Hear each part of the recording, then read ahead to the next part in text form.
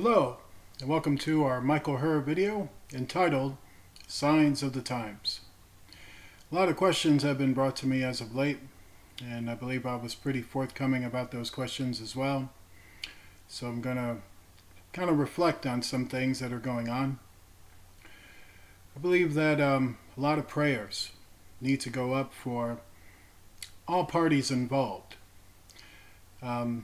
Like I said it before, I'm going to be staying out of politics and staying out of a lot of the rhetoric that is going on. There are things going on in my life and in the life of others that is really being, well, I won't use my opinion on that. I'll just use the opinion on the thousands of people who have responded to me and others, and within their circles and within their conversation on what they felt when my channel was forced down and when other channels were forced down. Nobody felt that was a popular decision, by the way. Everyone is very upset about it. My channel had videos that weren't just about politics. They were mostly about Bible study and also about esoteric knowledge and also about ecclesiastical theology based within Christianity. Meaning it was helping people to grow and find faith and things of this sort. For that being said, other channels that went down had a similar thing. They were channels that helped a lot of people. So with that being said, a lot of people aren't upset at me. And they aren't upset with people who spoke the truth or people who did Christian videos. They're upset at the people that interfered in our lives. It's kind of interesting to me to have people believe within the organizations that are involved, like Southern Poverty Law or something of this sort, which I was told used to help people and used to be a very good organization. But somehow a lot of people are upset with your organization. People are also upset with the right wing as well. I believe that at first when I was supporting President Trump, I thought I was doing that to be a good American, and now I've come to regret that decision. However, I don't regret that decision because of you forced my channel down or decided to destroy my name or something in the front of people that never even got to know me. I regret that decision because when these things were going down, our president looked the other way and allowed it to happen. Why? I don't know. But that's what you did. And I call that, with all due respect to you, irresponsible behavior. Now, with that being said, I think that a lot of things that are happening needs to be addressed. So I just want to humbly discuss a few things. If people on the left and the YouTube team, as that is called, and the Southern Poverty Institute and ADL and other people decided to actually send me an email and get in touch with me and talk to me either over the phone or face to face, we would have had a pleasant conversation, and you would have found out that I was not an anti-Semite. You would have found out that I wasn't a racist. You would have found out that I was just simply a very overly educated individual who studied a lot of facets, based everything I said on actual sources, actual public information that was already out there, and could back up what I was saying for a legitimate argument based within the parameters of our law. You would have found out that I never did a video where I showed off guns, got drunk, or threatened anyone. And what is quite interesting with all of this is that I can say I did videos where I had to defend myself and was probably more vehement than I should have been in those videos. But I've come to have very deep convictions about that. And I'm going to leave that subject alone because my people already knew why that went on. If my channel had to go down for those reasons, perhaps their channel should have went down too at the same time. But they didn't. So that's kind of funny. In fact, it seems that in the realm of understanding, that's a form of favoritism. I don't believe in favoritism. I believe that if you have very strong issues with somebody, and you have the power that you do, you should at the very least contact that person, talk to that person, and find out what is really going on with that person, rather than just not contact that person, not send that person any email, or even a phone number or means to have a conversation, and then just outright force a channel down and cause, even have him followed and the things that you did. I don't want to go into the details of the things that you did because you'll deny it. And you'll say that I'm harassing you and bullying you. But everybody knows now, you should probably understand this by public opinion, that the bullying didn't come from me. It came from your side of the fence. The harassment didn't come from me. It came from your side of the fence. And that's just not my opinion, even though I share the opinion. It's the opinion of thousands of others all around the world. So when you make it look like I took my channel down, when the truth is you forced it down, people don't believe you. They don't believe you when you put up flags, and they don't agree with your methods, the way you go about defending yourselves. I can understand how passionate a lot of you can feel, but then again, a lot of you are just young people working for very old people who seem to be very out of touch with things. And one of the things they're out of touch with is true biblical Christianity. A lot of people don't even want to go back to church because the churches weren't there to defend us either. For whatever reasons, you made a lot of people angry.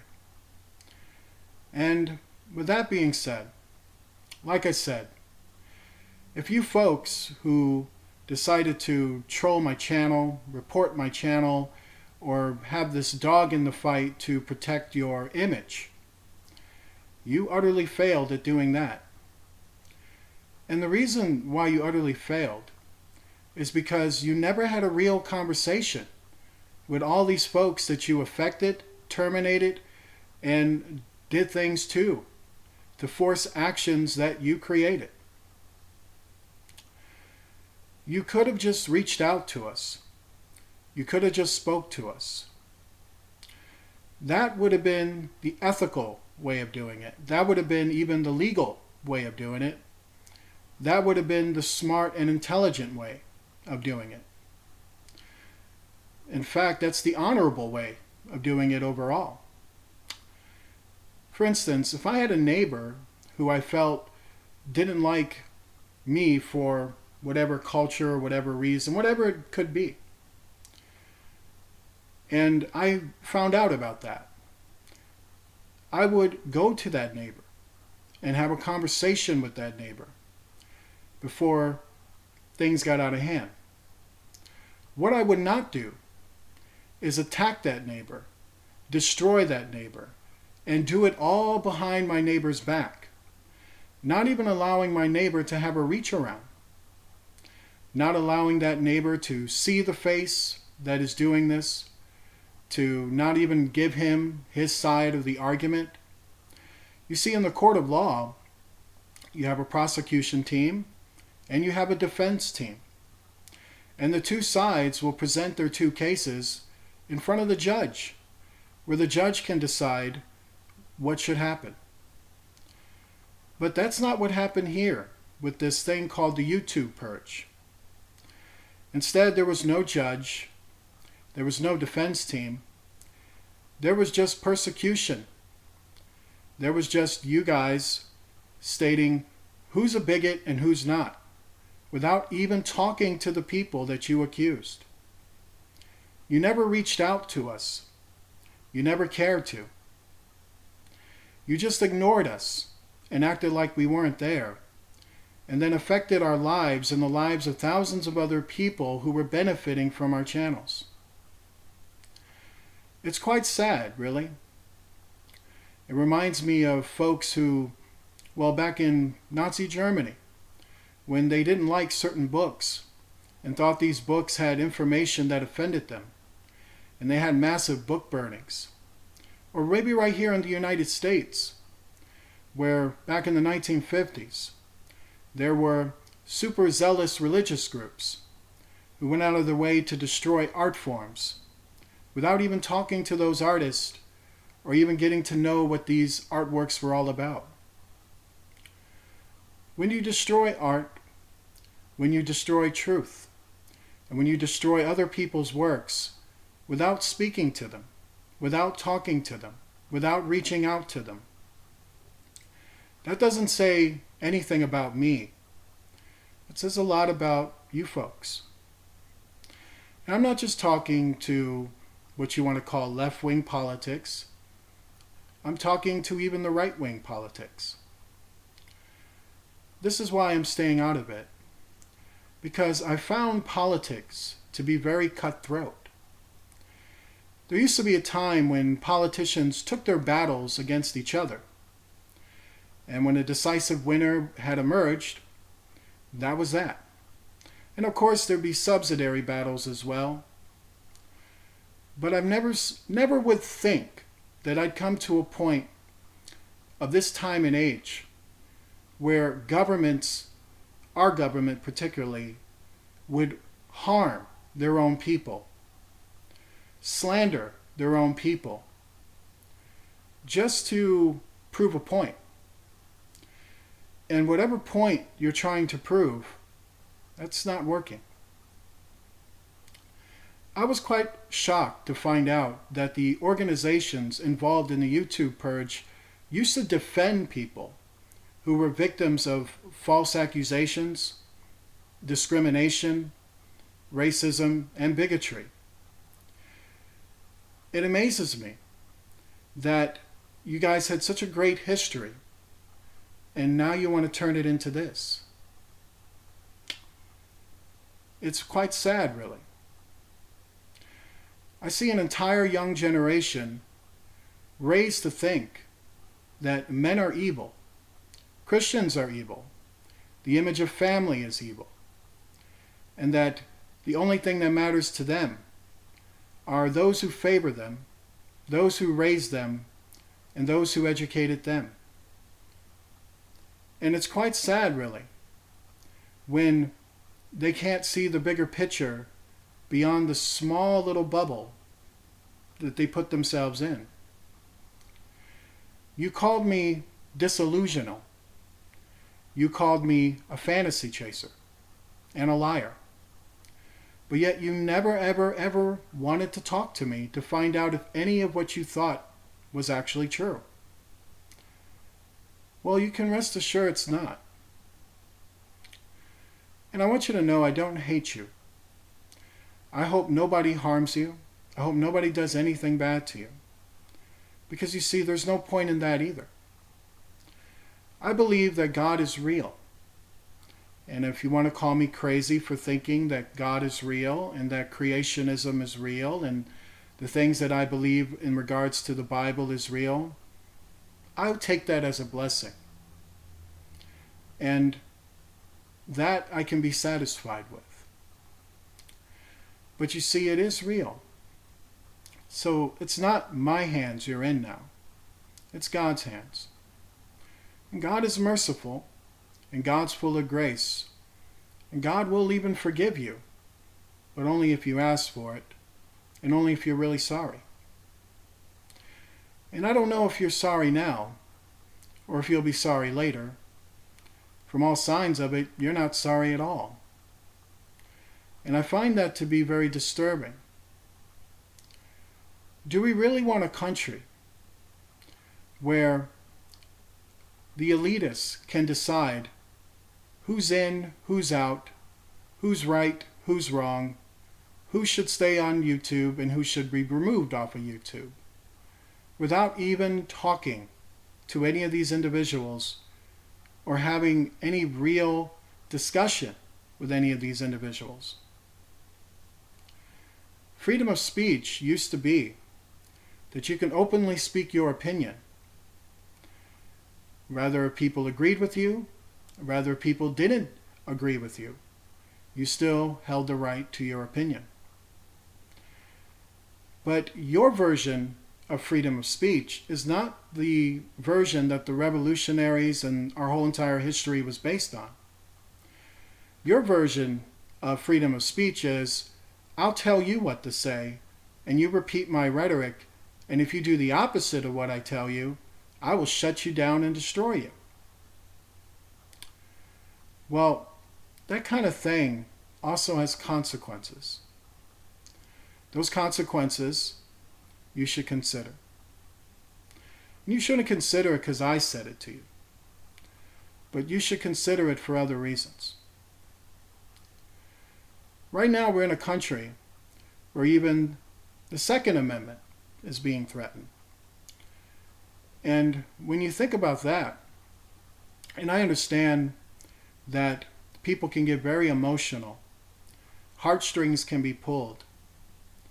But as a theologian, as a professor, I could tell you that thinking with your emotions is the wrong way to go about things. In the court of law, decisions aren't made based on emotion. They're based on actual facts, investigation. When court cases have been decided that is unpopular, it's usually because emotions became so involved that it led to an unpopular decision. The decision to hire 10,000 people for the sole purpose of hating on people that these 10,000 persons never met, never spoke to, and never had any connection with, and they can just wreak havoc on the lives and the teachers of all these people who have a right to their opinion, is not only unethical, illegal, and startlingly sick, by the way. But that action right there shows, by definition, that's called harassment. By definition, that's called bullying. You guys are real big on anti-bullying campaigns, but you don't live up to your words. You say you're anti-bullying, but yet you bully. You even declare yourself as anti-harassment, but yet you harass. And you do it to folks who've never done anything to you. Usually when you accuse somebody, you always want to have the facts with you. You have no facts on me. You have no proof that I'm an anti-Semite. You have no proof that I'm disillusional. What you have is your opinion. And guess what? You're entitled to it. You're living in a country that has freedom of speech, so you're totally entitled to think whatever you want about me. You can go ahead and make videos about me, other people have, and discuss how you like me or not like me.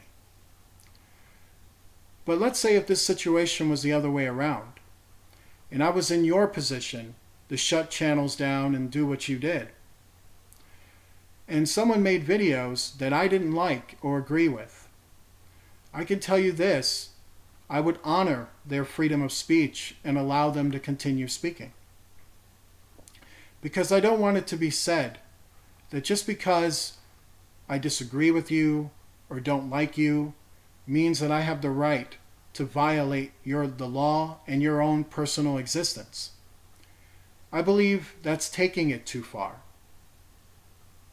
I believe that if I was to do that, it would just be based on prejudice and baseless emotions.